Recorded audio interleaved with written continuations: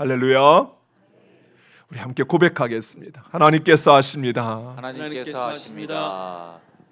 한 번 더 고백하겠습니다. 기대가 됩니다. 기대가 됩니다. 2024년 우리는 서로를 이렇게 축복합니다. 당신은 존귀한 사람입니다. 당신은 존귀한 사람입니다. 할렐루야. 여러분 모두는 세상의 유일한 존귀한 사람입니다. 여러분 이 사실을 꼭 기억하시기 바랍니다. 비록 세상이 나를 어찌 대하든 하나님께서 나를 가장 존귀한 사람으로 여기시고 여러분의 은혜 베푸시고 축복하기를 원하시는 줄 믿으시기 바랍니다. 1859년 프랑스의 고개사였던 샤를 브롱댕이라는 사람은 뉴욕 타임스에 이런 광고를 올렸습니다. 여러분 신문을 자세히 보시면 이렇게 타이틀이 되어 있습니다. 브롱댕 라스트 퍼포먼스, 브롱댕의 마지막 퍼포먼스라고 하는 제목의 기사는 다름 아닌 세계 제3대 폭포 중에 하나인 나이아가라 폭포를 외줄 타기로 건너겠다는 것입니다. 여러분 지금 보시는 이 나이아가라 폭포 보기엔 너무 아름답지요? 그런데 이 길이만 약 790m, 미식 축구장의 약 7배 정도 되는 길이라고 합니다. 또 약 1초에 떨어지는 이 폭포에서 떨어지는 물의 양이 3,600톤. 이 폭포에서 떨어지는 이 물의 이 폭포의 소리가 무려 7만 개의 트럼펫을 동시에 힘차게 부는 그 소리와 같다고 합니다. 이런 폭포의 위험과 또 이 속에서 외줄타기로 나이아가라 폭포를 건넌다라는 것은 정말 기상천외한 일일 것입니다.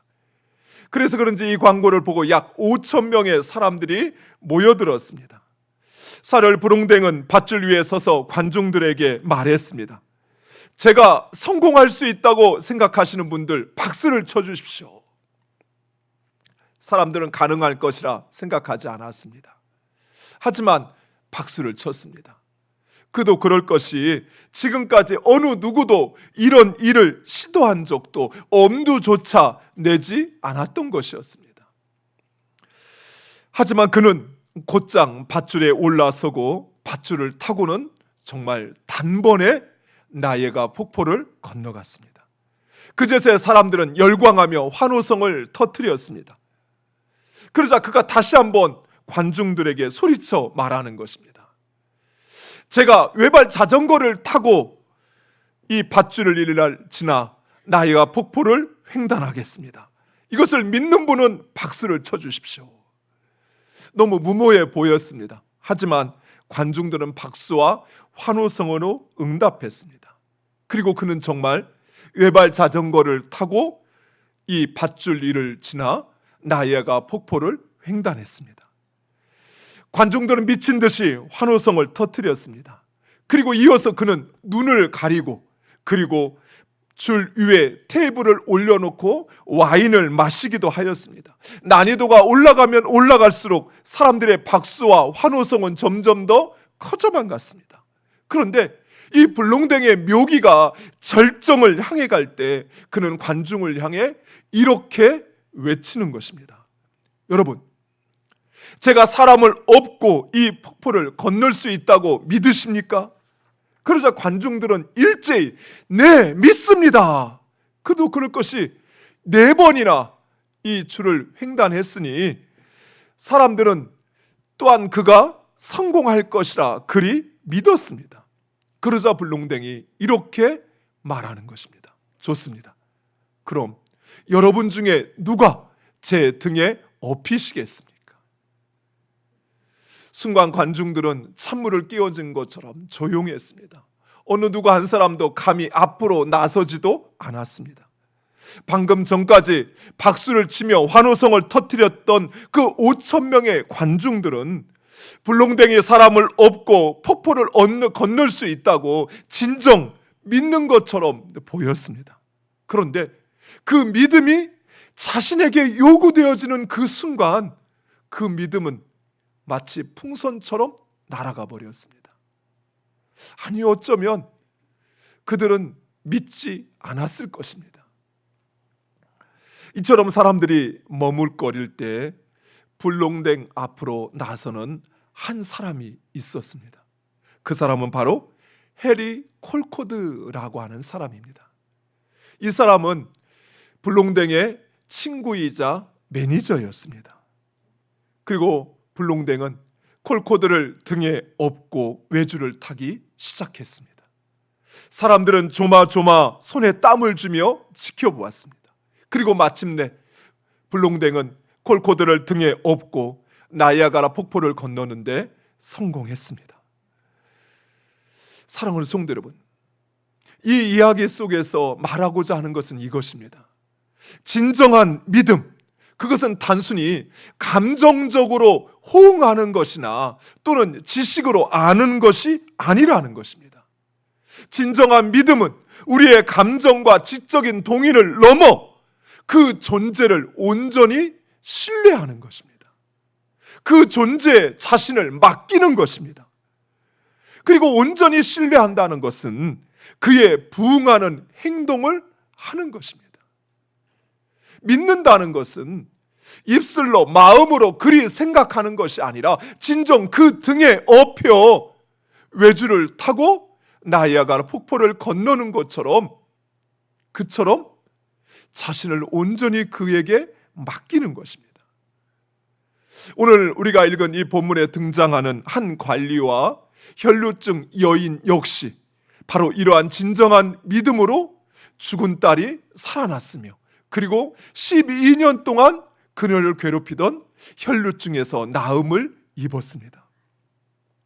물론 이 두 사람의 이 믿음의 역사, 이것은 해리 콜코드가 경험한 것과는 비교할 수 없는 더 위대하고 경이로운 일이었습니다.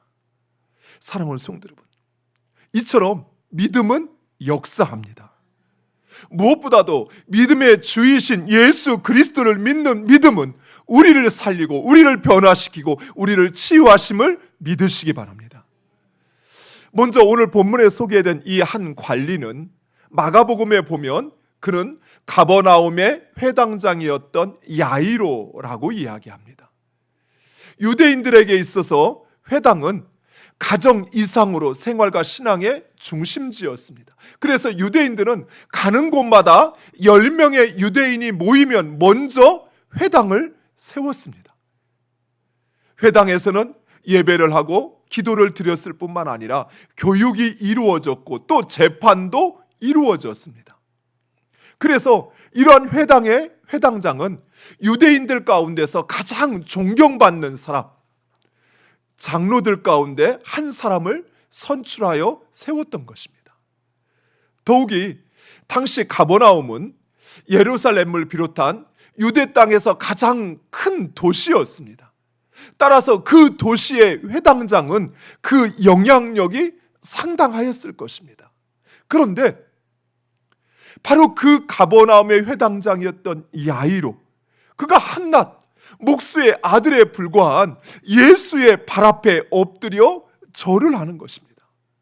9장 18절 상반절에 이렇게 말씀합니다. 예수께서 이 말씀을 하실 때 한 관리가 와서, 여기서 관리는 바로 회당장 야이로입니다.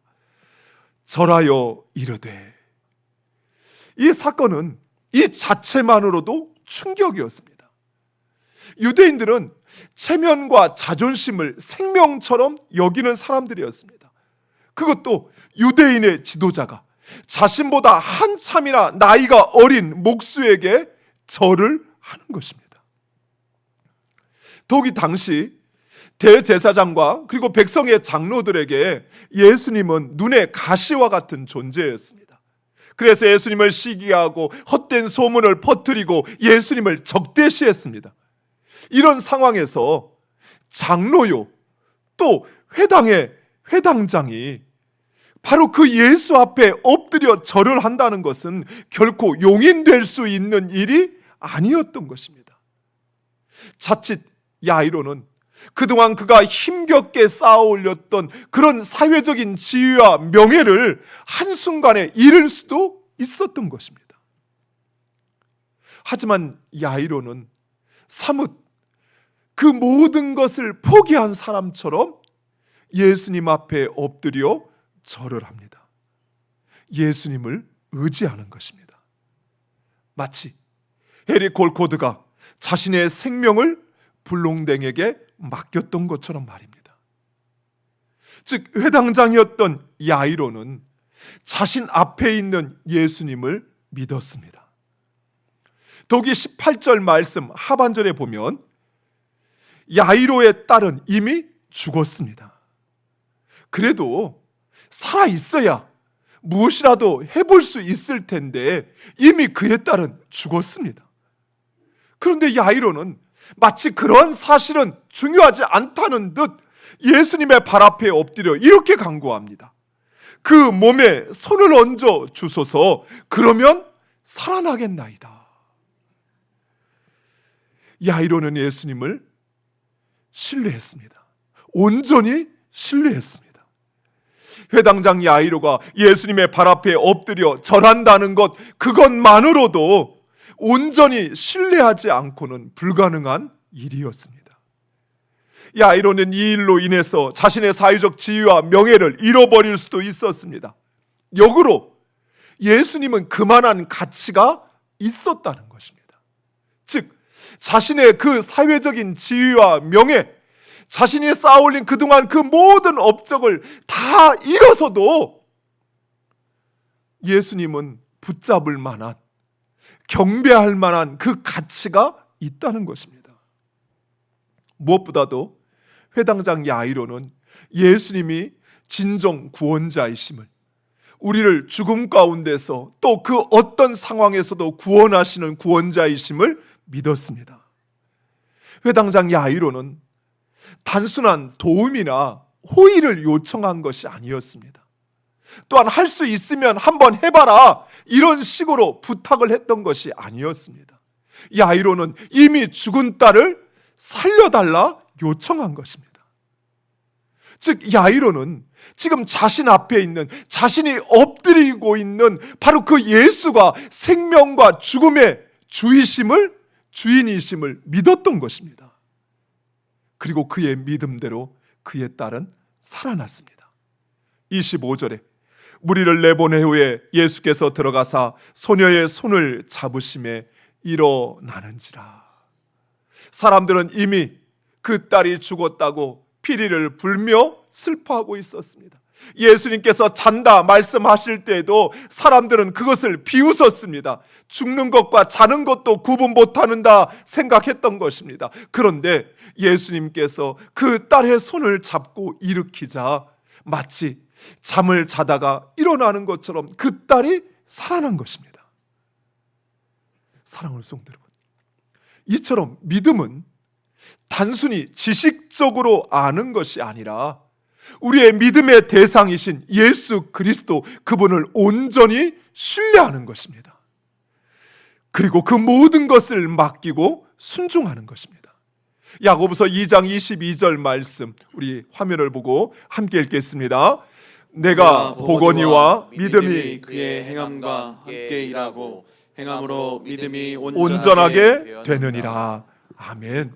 사랑하는 성도 여러분, 여러분이 진정 예수 그리스도를 믿는다면 우리는 예수 그리스도를 온전히 신뢰해야 합니다. 우리의 모든 것을 바로 그 예수 그리스도께 맡겨야 한다는 것입니다. 그리고 그 예수 그리스도의 말씀에 순종해야 합니다. 믿는다 하면서 맡기지 못하고 순종하지 않는 것, 그것은 진정 믿는 것이 아닙니다. 예수님과 그 일행이 야이로의 집으로 행할 때 12년 동안 혈루증을 앓았던 한 여인이 사람들 사이에 섞여 예수님의 옷자락을 만지게 됩니다. 혈루증이란 피가 멈추지 않는 질병으로 당시 사람들은 혈루증을 부정한 병이라 여겼습니다. 이 부정하다라는 말은 하나님께서 버렸다, 그 어떤 소망도 없다라는 것입니다. 그래서 혈루증을 앓는 이 환자들은 병 그 자체로 인한 고통보다는 사람들의 그 따가운 시선, 버림받은 사람이라고 하는 그 따가운 시선과 멸시로 인해서 비참한 삶을 살아가야만 했던 것입니다. 이 여인은 12년 동안이나 이런 삶을, 이런 고통 속에 살았습니다. 그런데 이 여인이 예수님에 대한 소식을 듣고는 그 마음속에 예수님의 겉옷만 만져도 내가 구원을 받겠다는 그 믿음이 생겨난 것입니다. 사랑하는 성도 여러분, 여기서 우리가 알 수 있는 사실은 믿음은 은혜라는 것입니다. 하나님께서 택하신 자들에게만 주시는 선물이라는 것입니다. 많은 사람들이 예수님에 대한 소문을 들었을 것입니다. 그 와중에는 건강한 사람도 있었을 것이고 병든 자도 있었을 것입니다. 그런데 유독 이 여인만은 예수님의 그 옷자락만 만져도 자신의 병이 나을 거라는, 구원받을 거라는 그 믿음이 생겨난 것입니다. 이처럼 사람들은 똑같은 것을 보는데 어떤 사람들은 원망과 불평을 하고 어떤 사람은 감사를 합니다. 12명의 정탐꾼들이 가나안 땅을 똑같이 보았는데 똑같은 땅, 똑같은 사람을 보았습니다. 그런데 10명의 정탐꾼은 결코 그들을 우리가 넘을 수 없다, 우리는 그들의 밥이 될 것이라 이야기합니다. 반대로 여호수아, 갈렙 이 2명의 정탐꾼은 똑같은 것을 보았는데 오히려 그들이 우리의 밥이 될 것이다 이야기를 합니다. 어떤 차이가 있습니까? 믿음으로 보느냐, 그렇지 않느냐 하는 것입니다. 사랑하는 성도 여러분, 내 입에서, 내 마음에서 원망과 불평의 마음이 드는 것은 원래 상황이 그래서 그러한 것이 아니에요. 내가 믿음의 눈으로 보지 않기에 내 마음에 절망이, 내 마음에 불평이 생겨나는 것입니다.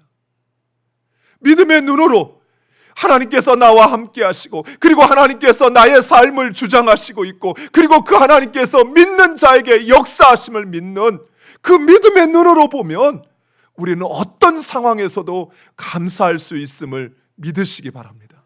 때로는 우리가 예상하지 못하고 기대하지 못한 그 암울하고 고통스러운 일들이 찾아올 수 있습니다.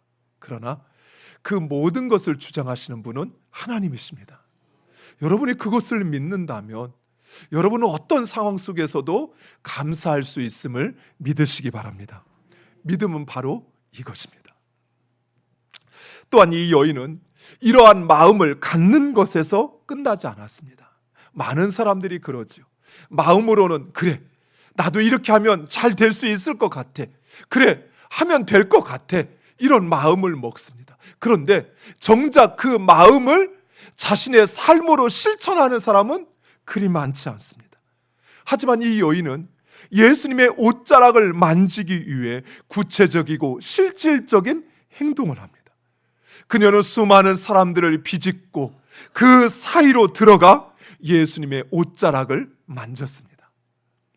헬라어 언어 성경에 보면 이 여인이 만졌던 예수님의 옷자락, 우리 성경에는 옷자락으로 번역되었지만 헬라어에는 크라스페도온이라는 말로 기록되어 있습니다. 이 크라스페도온이라는 말은 우리 겉옷에 이런 옷자락을 말하는 것이 아니라 유대인들이 입는 겉옷에 매달린 옷술, 옷에 술을 매다는데 바로 그 술, 옷자락을 만진 것이 아니라 바로 그 옷술을 만졌던 것입니다. 사람들은 그럴 수 있습니다. 아니, 뭐 옷자락도 아니고 그런 옷술을 만지는 게 무슨 대수라고 그러느냐 생각할 수 있습니다.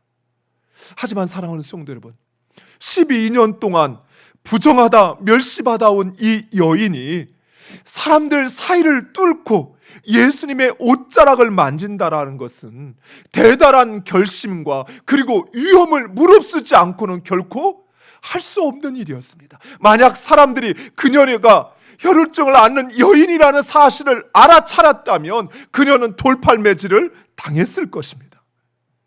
즉, 이 여인 역시 회당장 야이로처럼 희생과 위험을 무릅쓰고 예수님을 찾았던 것입니다. 이처럼 희생과 위험을 무릅쓰고 예수님을 찾을 수 있었던 것, 그것은 바로 예수님에 대한 때문이었습니다. 그녀 역시 예수님을 믿었습니다. 예수님이 구원자이심을 믿었습니다. 의심하지 않았습니다. 그리고 바로 그 믿음으로 말미암아 깨끗함을 입었습니다. 22절 말씀 우리 화면을 보고 함께 읽겠습니다. 예수께서 돌이켜 그를 보시며 이르시되 따라 안심하라 내 믿음이 너를 구원하였다 하시니 여자가 그 즉시 구원을 받으리라. 아멘. 이처럼 예수님은 믿음을 통해서 일하십니다. 그리고 그 믿음은 예수님에 대한 온전한 신뢰, 즉 자신의 그 모든 것을 예수님께 맡기는 것, 또 예수로 인하여 자신에게 다가오는 그 어떤 위험과 그리고 그 어떤 희생도 감수할 수 있는 바로 그 믿음, 바로 그것이 예수 그리스도로 일하게 하는 것입니다. 사랑하는 성도 여러분, 예수님께서 우리의 믿음을 통해서 일하시는 이유는 예수님의 능력이 부족해서가 아닙니다. 또 우리의 협력이 없이는 예수님이 일하시지 못해서가 아닙니다. 예수님께서 우리의 믿음을 통해서 일하시는 것은 예수님은 우리를 믿음의 사람으로 세우기를 원하시기 때문입니다. 믿음의 눈으로 보고 믿음의 마음을 가지고 생각하고 판단하고 그리고 믿음으로 말하고 믿음으로 행하기를 원하시는 것입니다. 왜냐하면 믿음이 우리를 구원에 이르게 하기 때문입니다. 그리고 그 믿음이 우리 안에 계신 예수 그리스도를 증거하기 때문인 것입니다. 사랑하는 성도 여러분, 우리 하나님은 능력 있는 사람, 힘 있는 사람, 모든 것을 가진 사람을 통해서 일하시지 않습니다.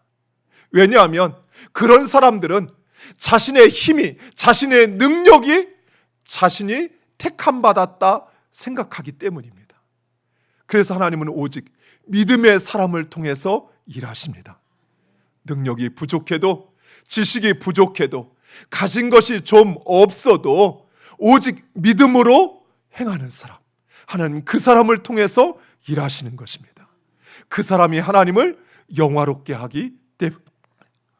사랑하는 성도 여러분, 하나님은 우리의 소유나 우리의 능력이나 우리의 환경은 하나님께서 일하시는데 아무런 문제가 되지 않습니다. 우리가 처한 상황이 얼마나 심각하고 어려운가 하는 것도 하나님에게는 아무런 문제가 되지 않습니다. 중요한 것은 우리가 진정 하나님을 믿고 순종하는가. 하나님은 바로 그 사람을 통해서 일하십니다. 사랑하는 성도 여러분, 우리가 하나님을 믿는데 그 어떤 지식도 그 어떤 능력도 필요하지 않습니다. 여러분이 하나님을 믿고 그 하나님께 모든 것을 맡기고 순종한다면 하나님은 우리를 그 어떤 문제와 상황에서도 구원하실 것입니다. 우리를 치료하실 것입니다. 우리를 변화시키실 것입니다. 우리를 구원하실 하나님, 그 하나님을 믿고 믿음으로 나아가는 여러분 되시기를 축원드립니다. 기도하겠습니다. 아버지 하나님,